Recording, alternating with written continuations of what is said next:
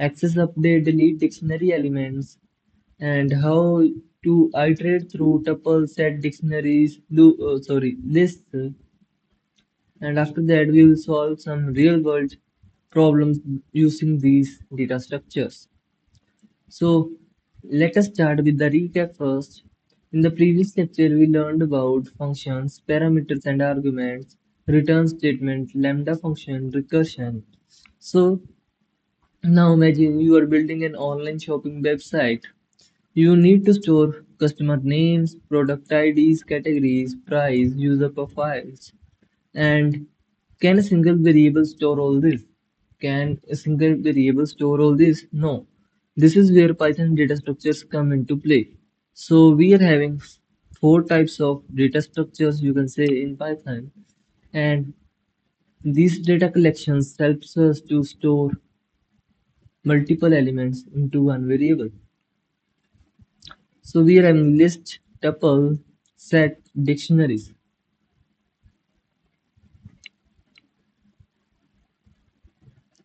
So list, tuple, and dictionaries are ordered. Set is not ordered. List, set, and dictionaries are mutable, but tuple is not mutable. We cannot change the value of a tuple. And list tuple, we can create duplicates, and there is indexing in list and tuple, and key values in dictionary. So firstly, we will see what does list mean in Python. A list is a ordered, mutable collection of elements. So what does list means? List is an ordered, mutable collection of elements. So list is a ordered collection. Ordered means in some specific order you can say. And it is a mutable collection means it can be changed. The elements of the list can be changed. List can store integers, float, string, boolean values, other list, mixed data types. It can store anything in any mixed order. So lists are enclosed inside square brackets. So how you can recognize or how you can create a list. A list is always enclosed inside a square bracket. So you need to use square bracket to create a list. You can simply put any data type element here and then comma then the other one. You can create as long as you want. So here is one example of the list. So we are having one example over here.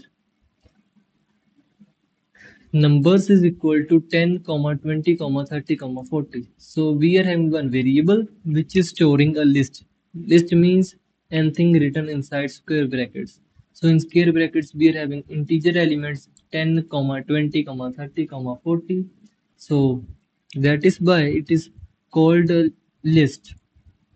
You here we are having similar data type elements, but you can also have mixed data type elements. Like here we are having in student variable, it is storing Rahul 2089.5 true. So in the square brackets you can store anything by putting commas between that. So it is known as list. Why do we need list? Suppose we want to store marks of 5 students. Without a list, we will create 5 variables of different names and then give marks to that. So to avoid creating so many variables, you can simply create one variable that is called marks and put marks like this in a list. So whenever you want to access, let's say you want to access the first marks, second marks, third marks, four, you can access it like you do to access a character in a string. So whenever we will see that, firstly let's see how we can create a list. So to create a list, you will need to write a variable then square bracket. So anything you write inside square bracket is known as list. We are having list of strings in which we have given strings only. We are having list of numbers in which we have given numbers only, and then we are having mixed list in which we give values of different data types. After that we are having nested list. What does nested list means? Nested list means a list inside another list. For example, we are having here a matrix, a variable, and we are having a list here in which we are giving another list by separating it with commas. So list can contain list inside it as well. So how we can access list elements? As I have said earlier that we will discuss it later. So now I will tell you how you can access. So let's say you want to access the first element, that is apple. You want to print the first fruit. So likewise, you do in the strings to access the character of a string. Same way, just write the variable name and in square brackets just write the index number. Here also indexing starts from 0 and negative indexing starts from -1 from the right. Positive indexing starts from 0 from the left. So it is a basic thing. So it is a basic thing. I hope I hope that you know that very well. So the indexing will start from 0 to access apple, the first element, you need to write index 0. To access mango, you need to write index 2. In the negative index, you need to write like this, so the output will be this. So what is list slicing? As we have done in string slicing, the same concept applies here in list slicing. You are having start value, you are having stop value, and the how and to reverse the list you need to write the same logic as you are doing in string reversing. And how you can modify list? To modify list you just need to write the variable with the index value and just give the new value. So here at the index position 1 we are having banana. If you want to change the old element in the list, you just need to write the list name or the variable name, you can say. After that the index number in square brackets, and after that the new value.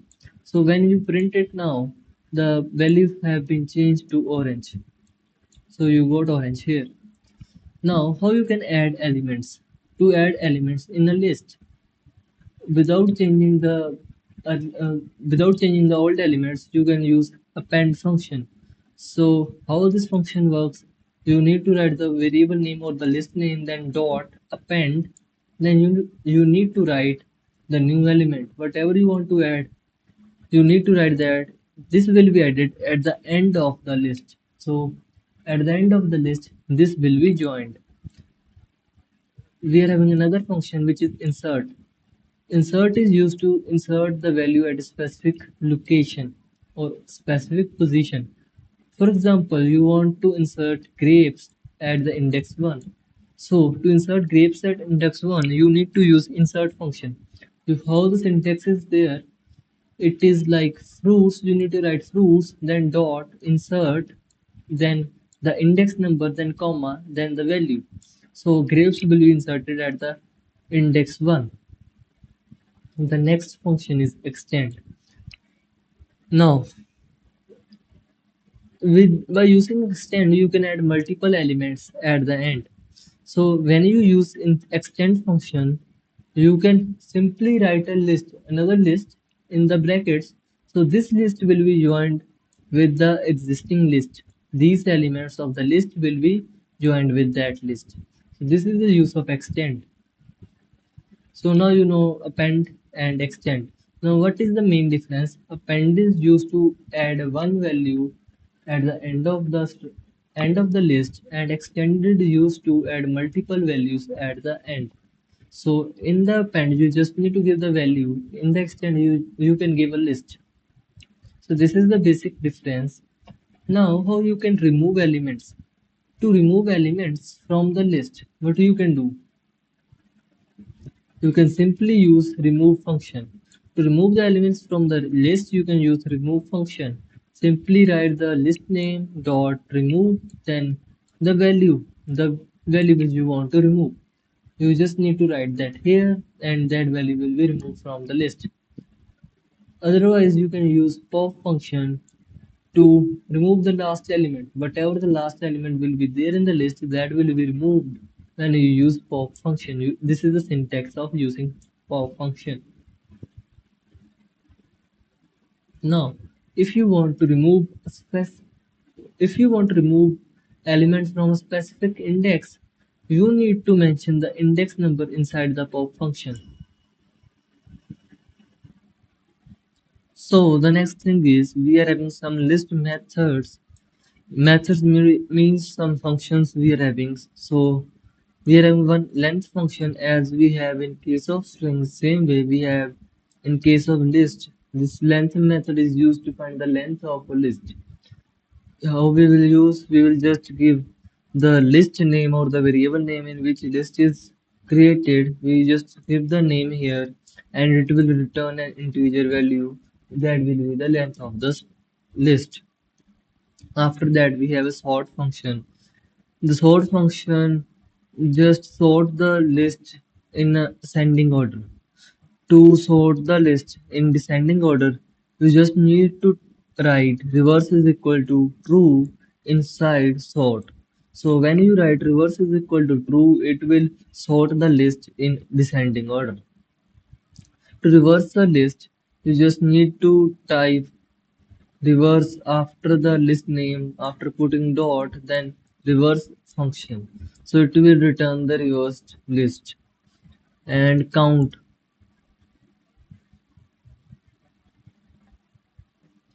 the count function will return the number of elements that are present inside the list of some particular value. So in case of this, let's say numbers dot count 10. So here what is happening?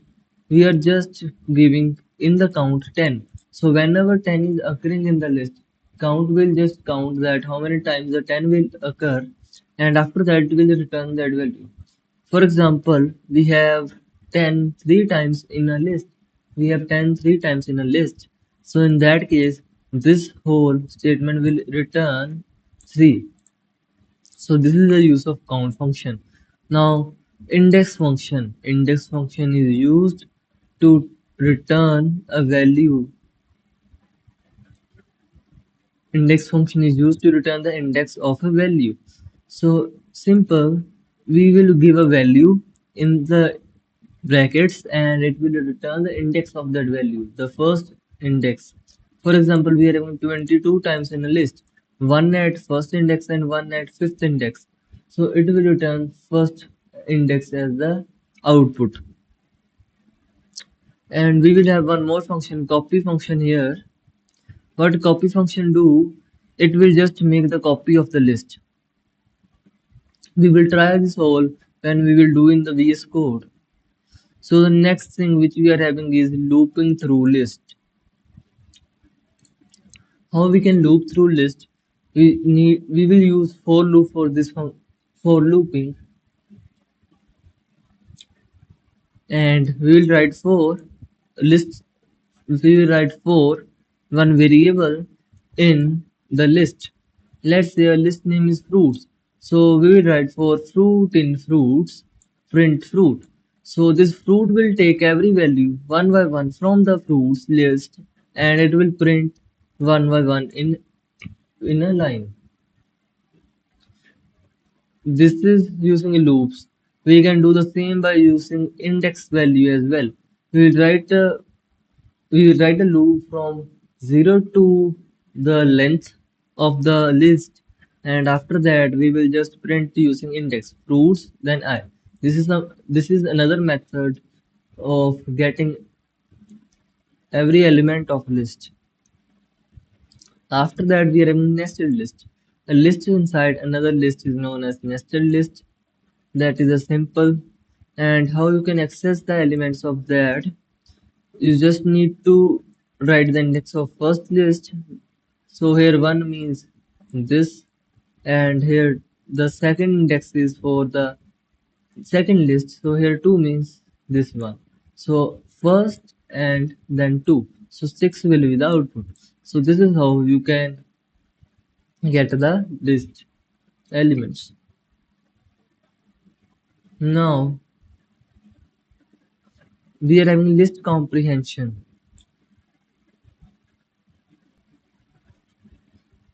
Now what is list comprehension?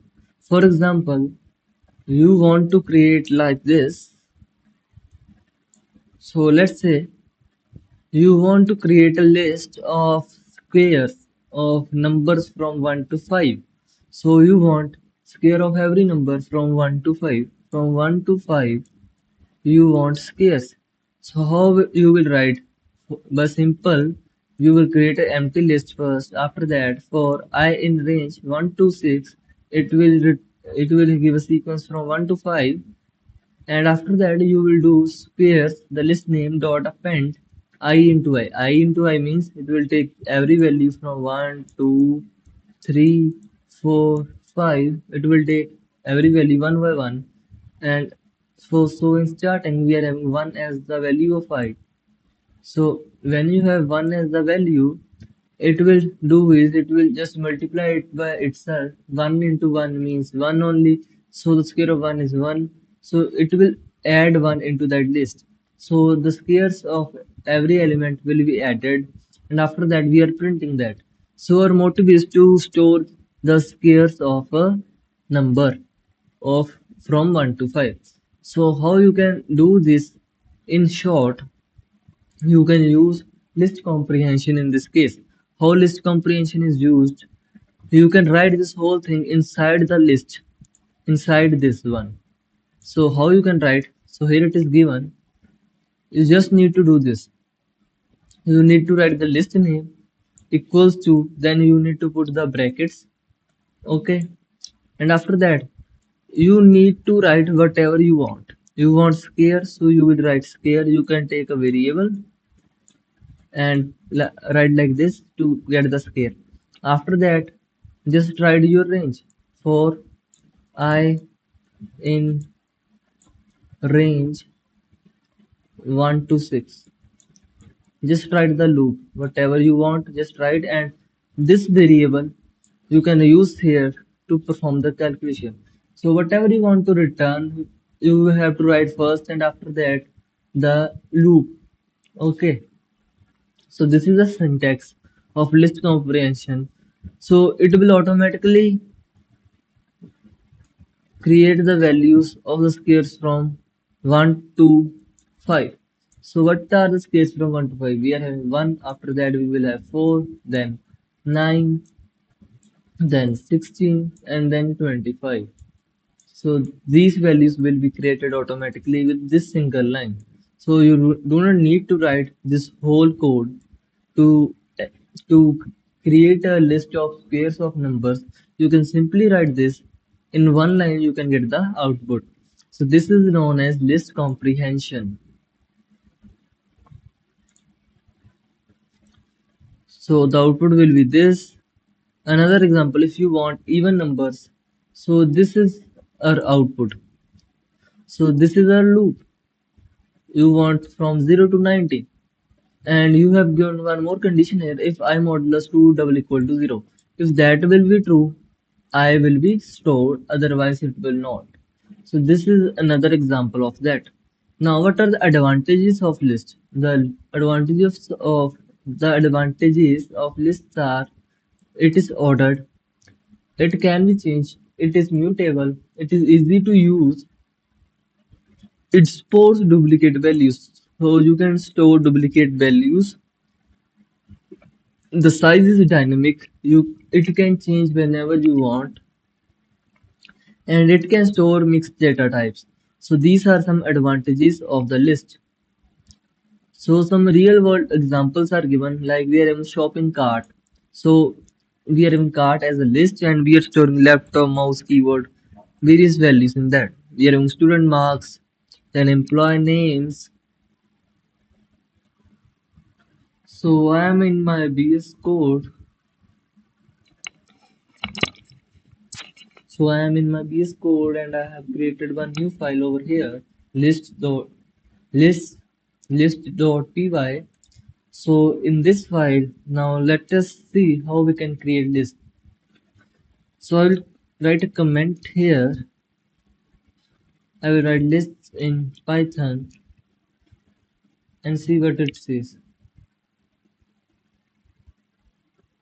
So we get a suggestion here. I will type that.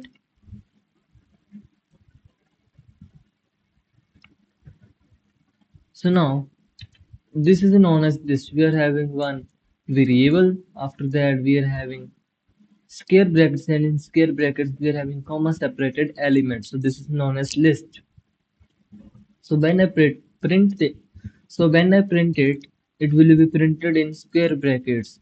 So if I print what is the type of the variable my list, so I will print type, let's say type, and after that I will print my underscore list. So when I run this, the type, the class is list. So this is another data type. You can say in Python that whenever you enclose the elements, the comma separated elements in square brackets, the data type is list. So all the basics I have explained, we will see the other things in detail later on. Then we will do some examples or programs. So let's proceed to the next concept. So now we have seen what the lists are. So let us proceed with the tuple now. What is a tuple? So a tuple is an ordered collection of items. Unlike lists, tuples cannot be modified after creation. This property is known as immutability. So you have seen how the lists are created. Lists are created by putting square brackets and putting elements inside that by separating them with commas. So same way we will create tuples also. In tuple we will use parentheses, or you can say round brackets. There will be comma separated elements as well, but we will use parentheses or round brackets in this case, but in case of list we are using square brackets. So tuples are immutable. You can change the value of a list, like you can just put the write the name of the variable. Let's say we are having the name list underscore one, and after that write the index value and give the value, any value. Let's say it is storing some value and we are changing it to 10. So you can write this in case of list. But in case of tuple, you cannot write like this. Let's say the name of the tuple is tup. You cannot write like this. You cannot do this. This is wrong in case of tuple. The values cannot be changed after creating a tuple. So this thing you need to keep in mind, that list is mutable. The values can be changed after the creation of the list, but in case of tuple you cannot change the values, so it is immutable. So this is the difference, the common difference between tuples and the list. So use tuples when data should never change. Like for example, date of birth, GPS coordinates, RGB colors, months of year, employee ID. So tuple is used when we want that the data should not change after the creation. So how to create a tuple?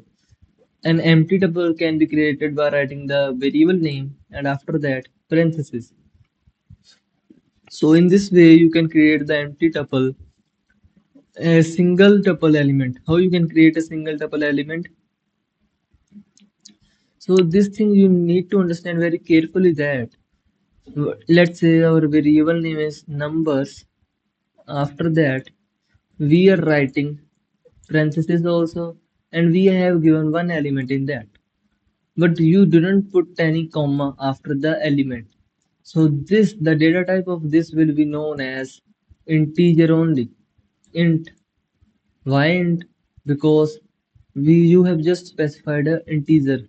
If you put comma here, after value you put comma, then it will be known as tuple. Otherwise, it will be regarded as integer only. If you do not put comma, it will be regarded as integer. So it is mentioned over here, numbers is equal to 10, comma is not there. So Python considers it as an integer. And whenever you put comma after one element, it will be considered as tuple. So this is the difference. To store one element in a tuple, you need to put comma after the first element. Now, how you can store multiple elements? Same like the case of list, you just need to put comma and you can add on multiple values of mixed data types. However you want, you can write. There is no limitation of writing that. Now, how you can access tuple elements? To access tuple elements, you can write. the index like this. You can access that with the index, but you cannot change that. So this is the difference. I hope it is clear with you that you can access the values, you can print the values, you can read the values from a tuple. But whenever you try to do this, let's say fruits, you have written the variable name, after that you are putting the index and you try to change that. Let's say from apple you are changing to grapes. You want to do this, but this is not allowed in case of tuple. You can print it, you can print it like this, print.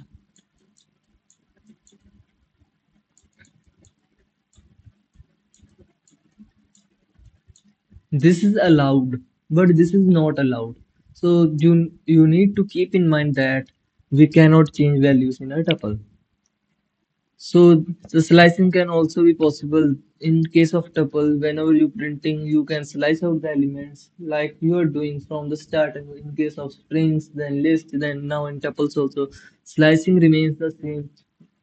You need to learn the slicing technique one time, and you can implement it anywhere in the Python in any concept. Now, what are tuple methods? There are only two methods that are used in tuple. First is count method, or you can say count function. So it is used to count one element. So we are having the element 2 here. So how many times 2 is occurring? 1, 2, 3. So it will return 3 as the output. And what is index function used for? It is used to return the index of a value. So in this case, we have given 20, so the index of 20 will be 1, so it will return 1 in this case.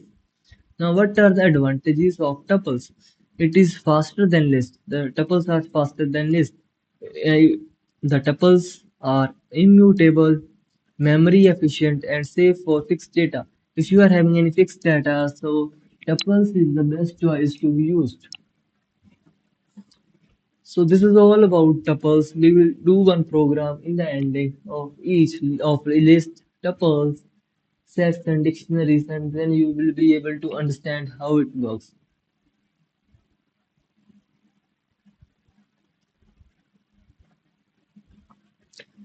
Now the next thing which we are having is sets. So what are sets?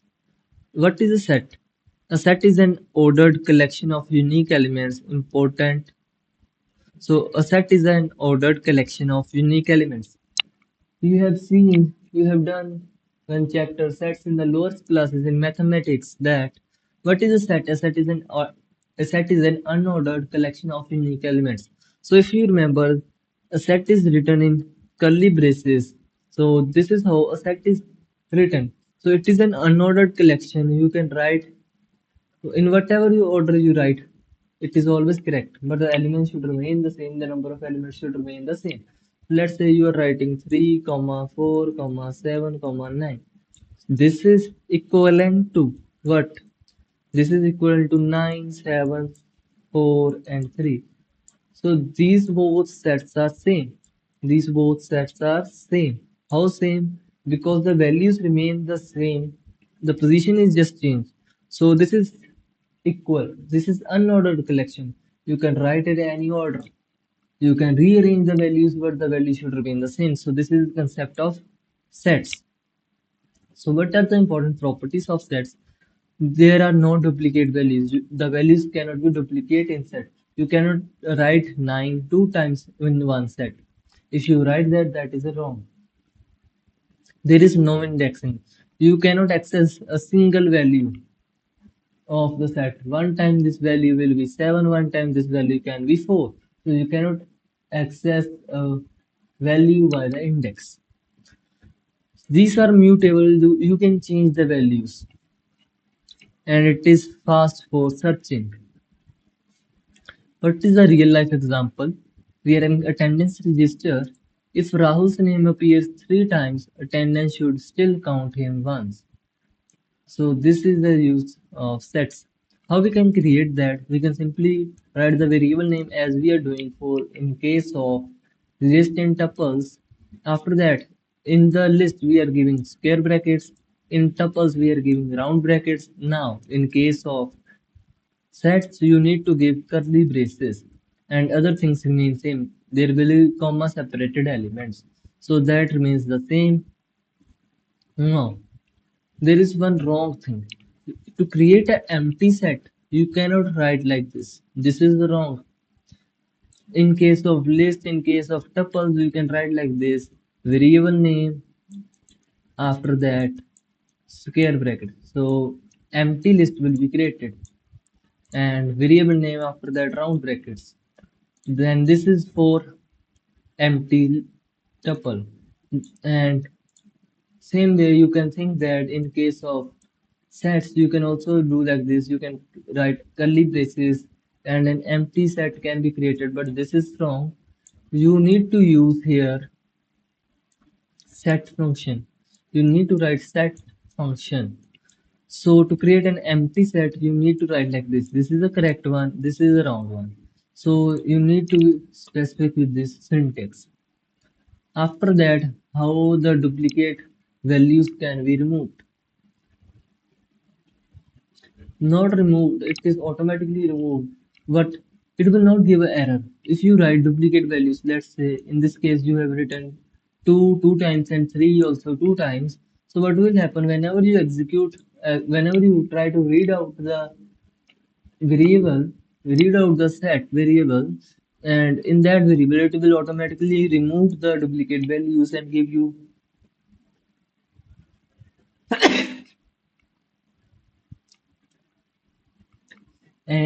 the set without the duplicate values. So here we have 1, 2, 2, 3, 3, 4, and we got 1, 2, 3, 4 without the duplicate values. So the set automatically removes duplicates. The next thing is we are having how we can add elements in a set. To add the elements in a set, we use add function. You just need to write the variable name, then dot, then add, and after that the value which you want to join with the set.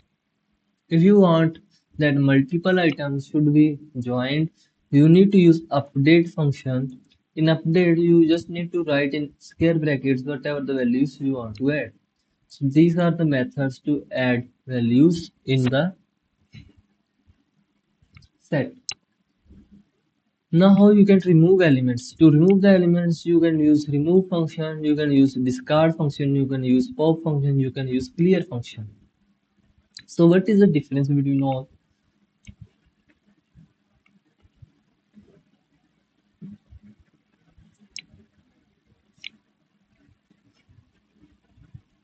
So I will start with the first one. What is remove function used for? So the remove function is used to remove just one element. You can give a specific value you want to remove and it will remove that. But in this case, you need to ensure that this element is this value is present. If that value was not present in the set, so it will raise an error. So it is written over here that raises an error if the item doesn't exist. So you need to show that this value exists in the set and you want to remove that. So then only you can use the remove function. So the next thing which we are having is discard function. In discard function, you will not get any error if that element is not present. So this is the difference between remove and discard. That in remove you can get error if that value is not there, and in discard if that value is not there, you will not get the error.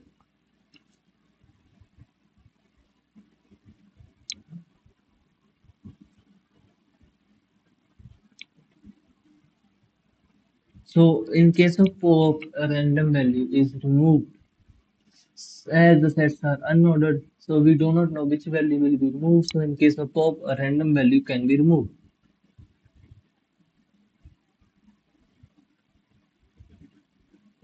Now coming on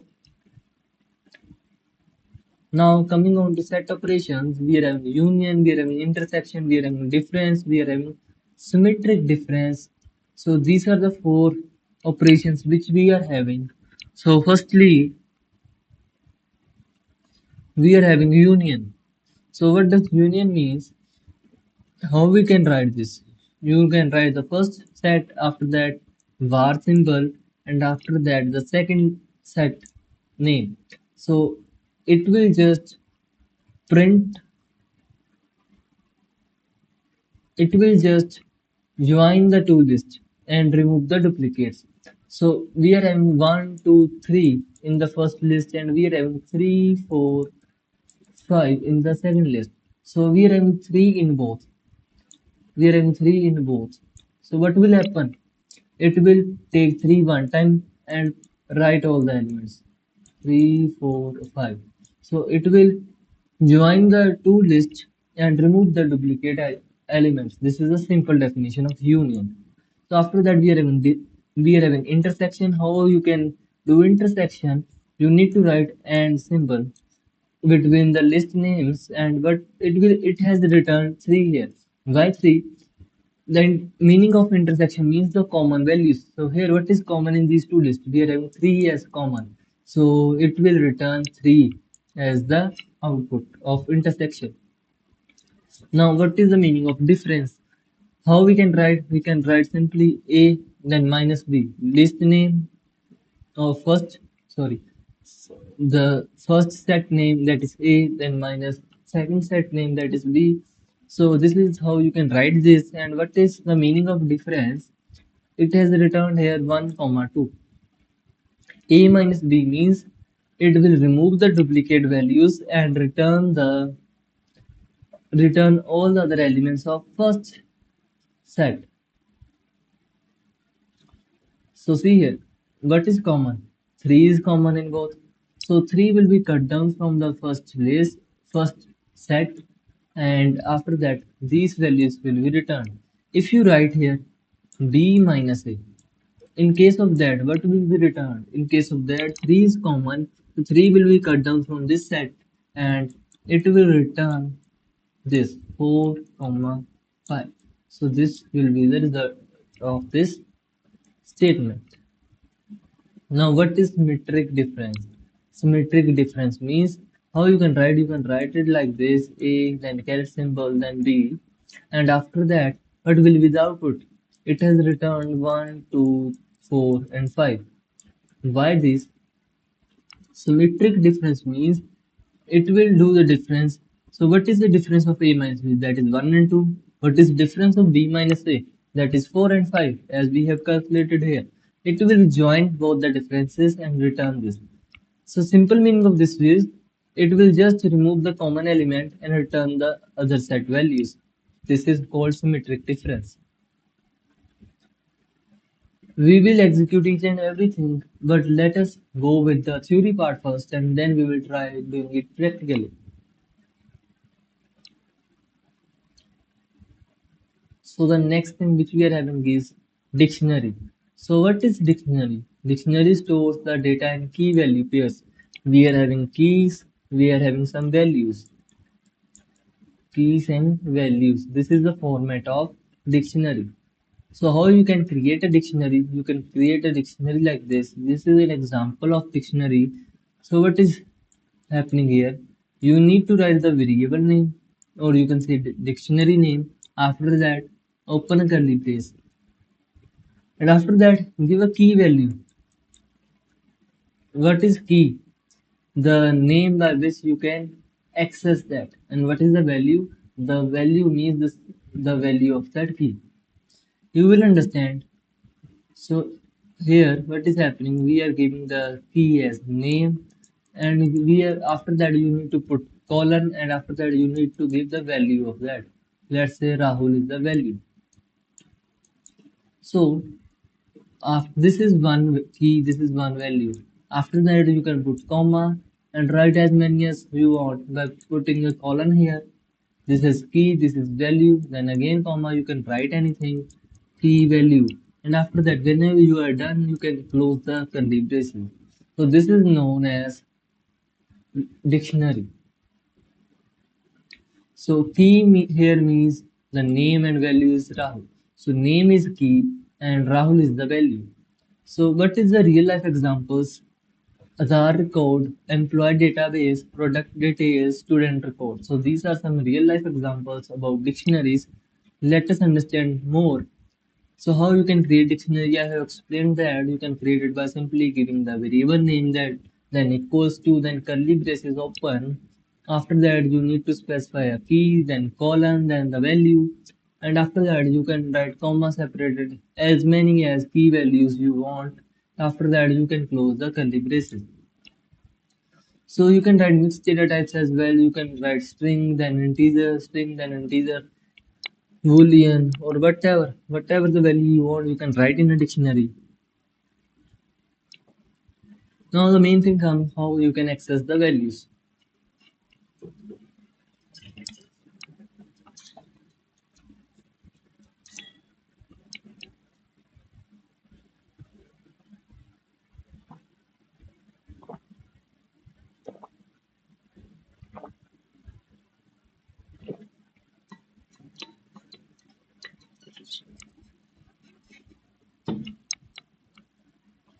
Now the thing is how you can access the values. To access the values of a dictionary, you need to write the dictionary name. After that, in square brackets, you need to write the key. You need to write the key. So what is the key in this case? So the key in this case is name. So whenever you put the key as name, it will return the value of that key. So what is the value here? You will get Rahul as the result of this key. So you can do one more thing here. To get the value of any key, you can write the dictionary name, then dot, then get function. In the function, you can write the key, and you will get same output as this. So it is a save method to get the value. Why? Because it returns none or the default value is provided instead of raising a key error when the key doesn't exist. If the key doesn't exist in the dictionary, it will return the default value or none. But in case of this, in case of the first method, if the key doesn't exist, it will resist an key error. So this is the difference between these two methods.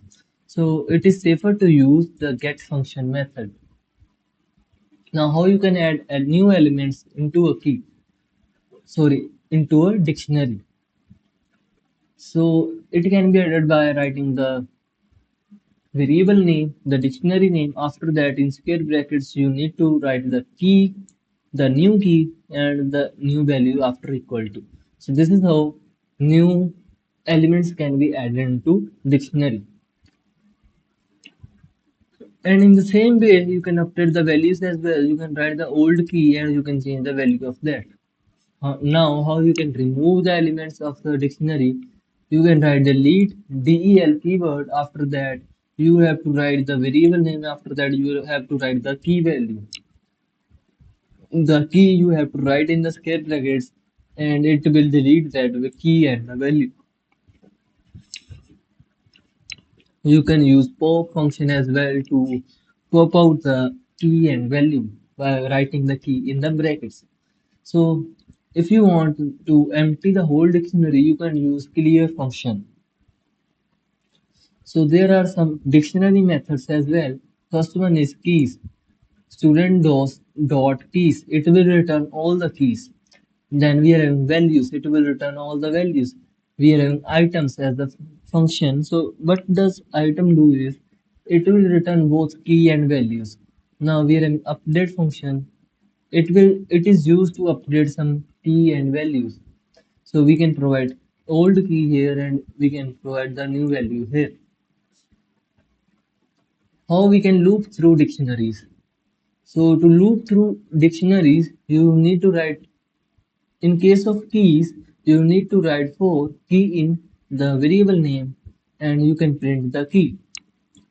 For values, you need to write like this. For value in student dot values, so you need to use values function. As we have discussed here that values function is used to return all the values.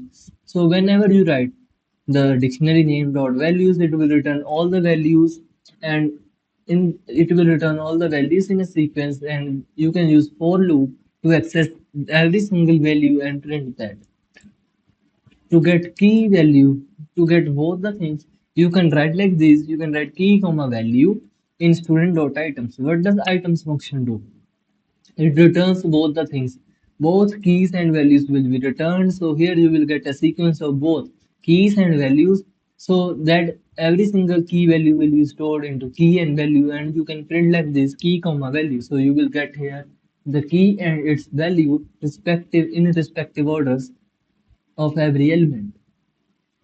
Now what are nested lists? So now what are nested dictionaries?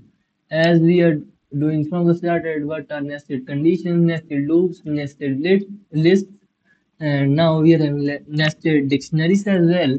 So I hope you are clear with this, meaning that nested dictionary means nothing but a dictionary inside a dictionary is known as nested dictionary. You can write in this format. So we have done this table in the starting. Now we are having some real world examples over here. We will see that when we will do the practical part. Now let us discuss some common beginner mistakes. First one is forgetting the comma in a single element tuple. So this is a common mistake which everyone does, that in case of tuple, when you are having a single element, you need to write comma after one element. If you don't write, it will be regarded as integer. We will see how it is there working. But for now, you need to remember that after a single element, you need to write comma. The next thing is expecting sets to preserve order. In sets, you do not have any order. The elements are randomly arranged or located, so you cannot access a single element at a time. So these are some other mistakes which you can read out. You can understand it by reading it out. Now we are having one mini project over here. We will try to create it.